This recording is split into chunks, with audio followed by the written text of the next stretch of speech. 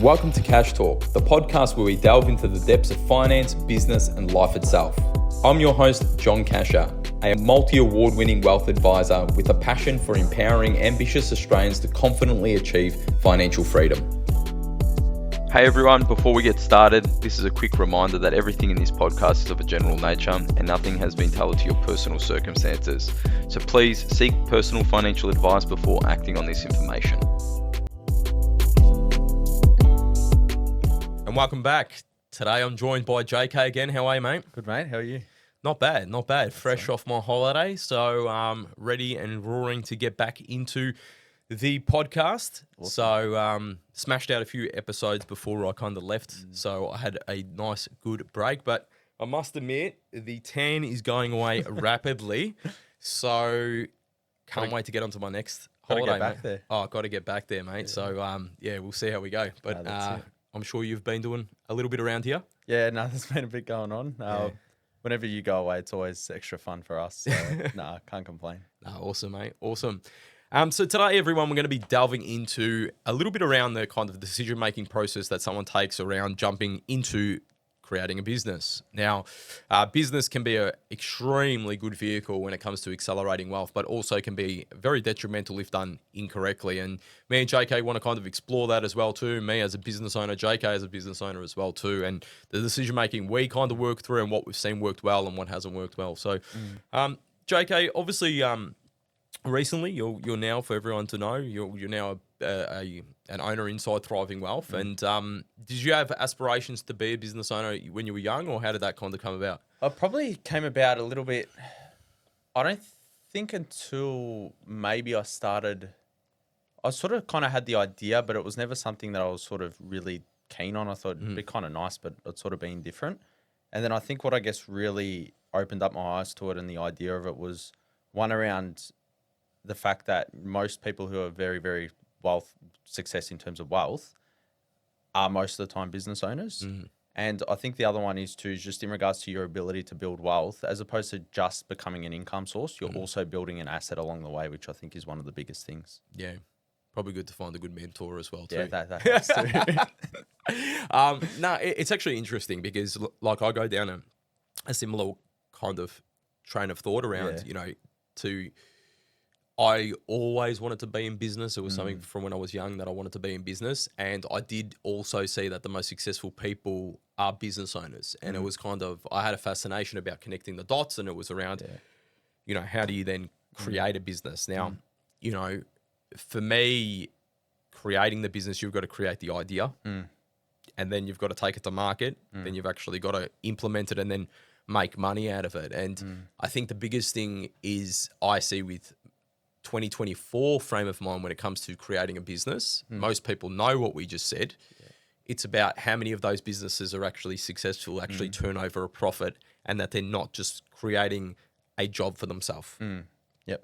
And I think that's where people need to differentiate. And obviously we work very well in understanding that, that's the business over there. The business has got to be profitable. It's got to do its own thing. And what we take out of the business and what we are, we're employees of that business. So correct. It's interesting that you go initially into I want to create a business maybe to have freedom and have all of that stuff. But the reality is that yes, you can have that freedom, but there's a lot of time about building that structure, building that understanding. And so, I want to kind of delve into that a little bit more around the kind of decision making around that, and then explore how a business can help people to create wealth. So, JK, you've seen some businesses do really well and you've seen some that have failed.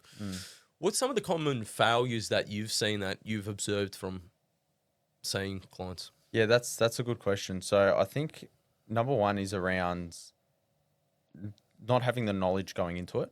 So I have seen a lot of scenarios where people might go, oh, that's a really awesome idea, but not actually know anything about what they're trying to, the business they want to go into. And just sort of in theory, it sounds good. So I think one is before you go and jump into whatever it is learn that skill and master that skill first before you go off and do it. Because if you don't, you run into just extra headaches that you don't expect and all that sort of thing. Yeah, correct. And I think that we often talk about when you invest in something, know what you're investing in. Same thing with business. Same thing with business, because the investment, if we're talking about a stock, for example, it is a business. You got to know it. Yeah. And so, if I was going to acquire a financial planning business or a mortgage broking business or an insurance-based business, like something that I'm kind of involved in the financial services industry, I can see by reading P&Ls and understanding balance sheets and understanding how that works, how that business is kind of going to operate and where the inefficiencies are and when 100%. I can make profit and whatnot. Where most people are just going and saying, I want to create a yogurt business because I like yogurt. Yeah. And I reckon that people want yogurt. So let's go sell yogurt. Yeah, 100%. And it's not that easy when it comes to business. And so research and understanding their product, what they're selling, is that. I think the other one as well too is the whole laziness scenario as well too that I've seen. Like people want to create a business for a lifestyle. Yeah. And then kind of stay in that complacency. Like they make enough to keep themselves going as such. Yeah. But not really create a business. And that's where I kind of say that they've created themselves a job. Yeah. But they haven't really created a business. 100%. And I think if you're going to go into business with the thought that you're going to be, especially at the start, different, 10, 15, 20 years down the track, that's a different story. But if you're going to go into it at the start thinking, I'm going to just, work 3 days a week, I'm going to automate things and let it sort of take care of itself, 9 times out of 10, I reckon you're kidding yourself. Correct. And you got to you got to think about is a business, in my view, is something that's sellable. It's an asset. Yeah, correct. Yeah. And so if your business is just you and you have no saleable value, it's just trading time for money.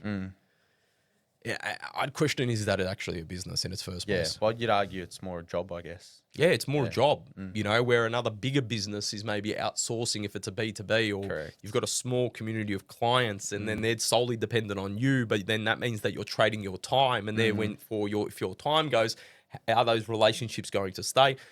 So very interesting that you've observed that. I think, so I think the laziness and the complacency is something.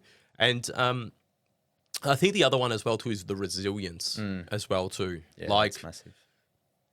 I've seen so many people over my time, even in financial planning, just give up when things got too hard. Yeah.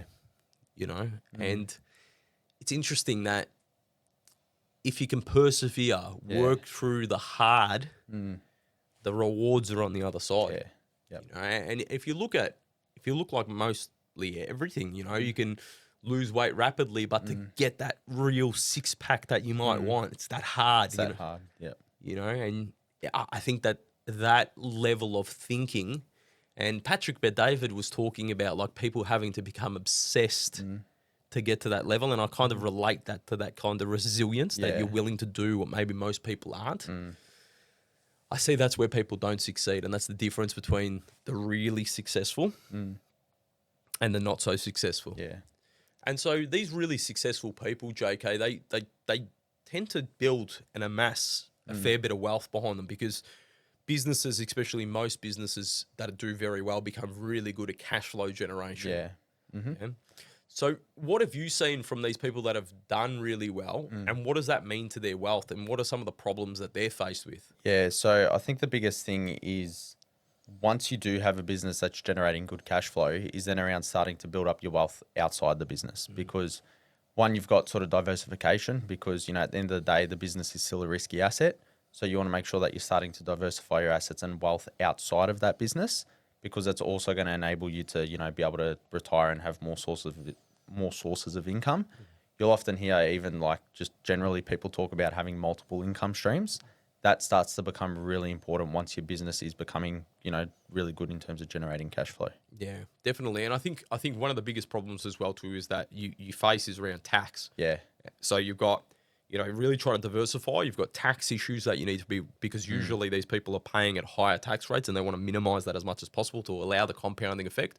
And then the third one is around the protection of those assets. Yeah, correct. Usually in businesses, you've got more risk. It's a more risk-reward scenario being in business, okay? And, that's a big reason why people, that kind of have made themselves a job need to consider, like, if you worked for someone else, you've actually de-risked, and how much is that extra risk worth? Correct. So going back to the risk, so it's around protection. They want to be protecting their assets. So when you've got this big, nice, good profit coming, I find most business owners, they've built it up so much. They're usually not you. Some of them are a bit of a scarcity mindset because they've gone through all the hard yards and they leave bucket loads of cash inside the business, and they're scared to invest outside the business and actually get obsessed with reinvesting back in the business and not taking it out. JK, we spoke about diversification, about taking it out of the business, yeah. But there's also a bit of a mindset thing as well too. Like I think there's a hurdle that the business owner, a successful business owner, needs to get over, which is, why invest in one business? Yeah. If I can invest in multiple. Yeah. And that goes back to the diversification thing as well, and just having more sources of income, because the more income sources you're going to have, the more resilient that your personal wealth is going to be to, economic changes or even changes in the industry where those businesses are. Could impact one business, but then you've got the other business on the side and all that sort of stuff. It's very, very interesting, JK. I see so many people that are like, and also scared to take the profits out because of tax. And then it stops them from getting to their goals. So when we talked about diversification and protection, and then we've got protection, well, all of this cash is inside that business, and usually there's director's guarantees. So we want to try to get it out somehow. Yeah. But also as well too, you've got this taxing, and it's like, we've got to weigh up those benefits. Yeah. And you have to pay some tax. It's got to be tax efficient, don't get me wrong, and we're not just going to donate if we don't need, but we've got to get that diversification happening outside. And, I've come across this hurdle myself. Other business owners have come across this hurdle themselves, and you tend to find that, I find in like the construction industry and even professional services, the first thing that they'll do is, like, if they're professional services, they'll go buy their office, rent off their office. I don't mind like that, but it's not ideal. Like for me personally, I like an asset that's like, not that you don't know, but like different. If you're in professional services, well, you might be, having a stock portfolio on the side that, is non-direct to you. Because when we talk about diversification, we talk around correlation. Yeah. And the best diversifications are the ones that, are uncorrelated. Yeah. Yeah. I think one of the other biggest mistakes that you sort of started to allude to around tax efficiency as well is people not getting their structure set up correctly from the start. The amount of times, like, I know I was working on one recently, and there's, between the two of them, I think there's about two business partners, there's about $400,000 in profit, and the shares in the business are owned by them personally. So what does that mean from a tax position? So, well, from a tax position, any profits you're taking out of the business are just getting taxed at that individual person's marginal tax rate. And in this scenario, they had two non-working spouses. Is that right? Yeah, correct. Which it was very limited to how they could distribute income to those spouses. Doing a bit of a restructure with the business at the moment to essentially make it more tax efficient, but it's going to trigger about, I think, $35,000 each in capital gains. So, but this is also a growing business. This is a growing business, yeah. So you've got to make the decision of, do you take that capital gain now? Correct. Or kick the can down the road. Yeah, and they've also got kids. So, we're going to be looking at things like trusts and stuff like that, and making sure that, that has the added layer of protection as well too, as well as distribution as well too. But also as well too, do you then bring in holding companies as well too on the other side for then have assets pulled outside?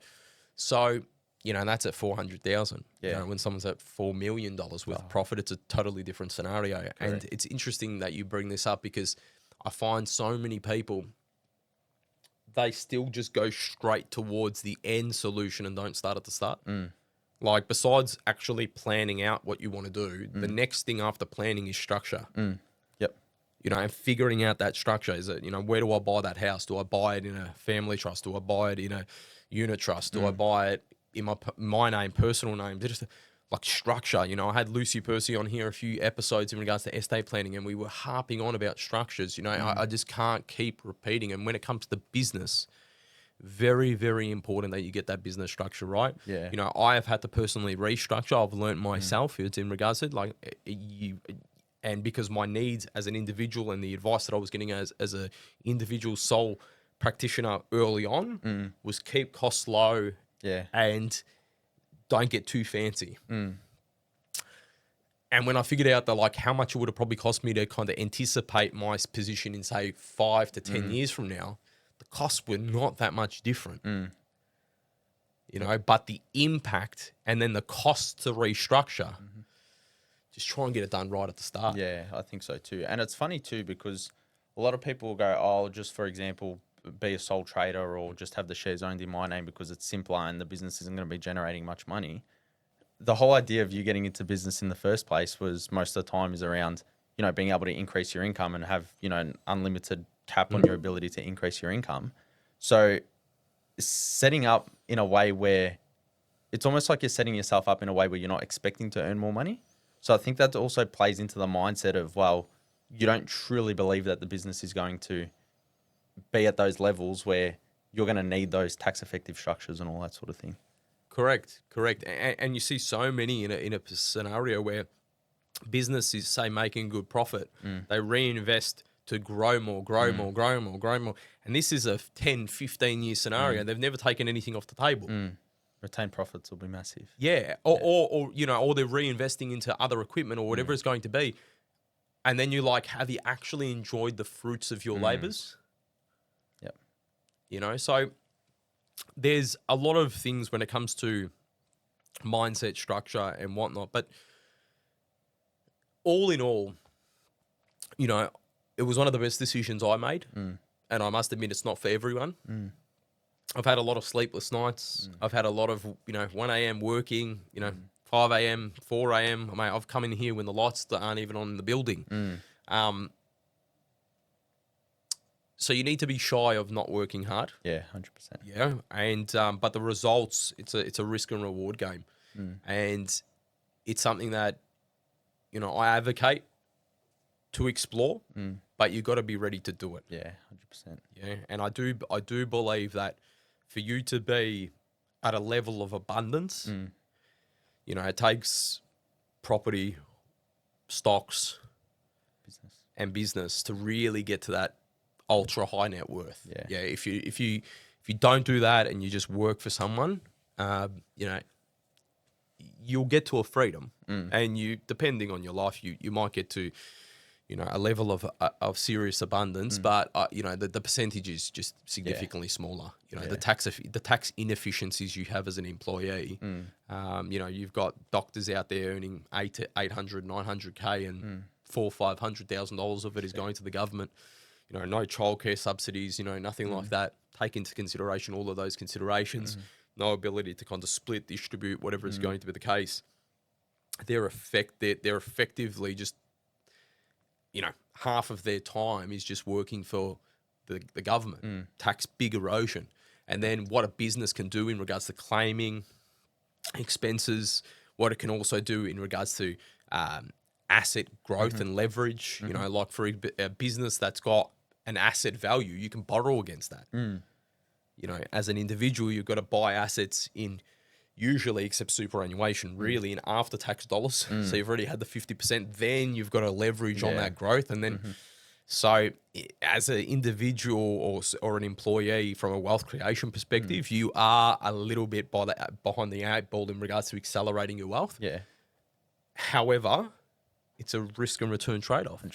There's many people out there that I'm just like, you know, that are close to me where I'm just like, no, I don't think you're cut for business. Yeah. Because you have to have a mindset that is a little bit different to everyone. Yeah.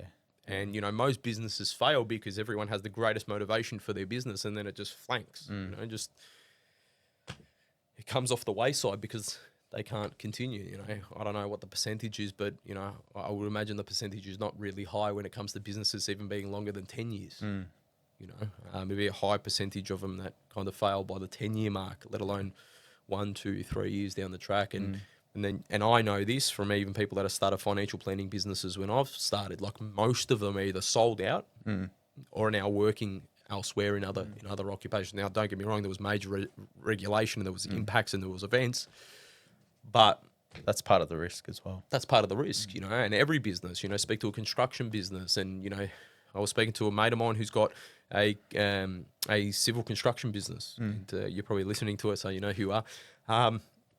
The cost of error. He goes, on big, huge projects, I go out there and do it myself. He goes, because if they're off and they do something wrong, that mistake costs me $500,000 or $400,000 or whatever it's going to be.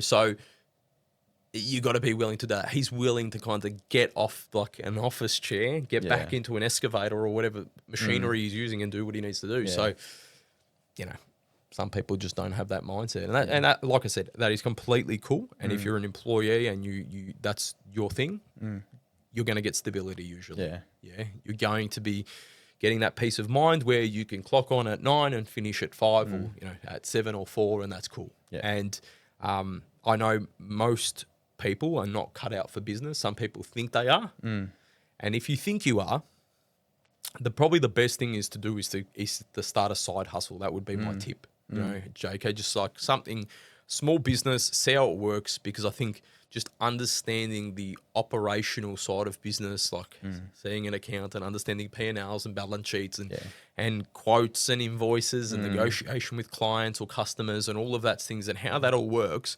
is a really, really good start, and for most people that rely on their income to live, you're probably got to be very young, which I was, and very fortunate that I could be very minimal when I started my business. But, if you're in your mid-20s, 30s, you're renting, living in a house, you need stable income. If you can try and do a side hustle on the side to get exposure around that business, that can give you a bit of like put your toe in the water before you put your whole body in. Yeah, 100%. All right. Well, I think that's a wrap, okay? And I think we'll have to kind of leave it there. But if you're liking these episodes, please follow us on socials. And also, we have a new social page, the Cash Talk Podcast. So be sure to jump onto Instagram and follow that. But also to jump on YouTube and subscribe to our channel.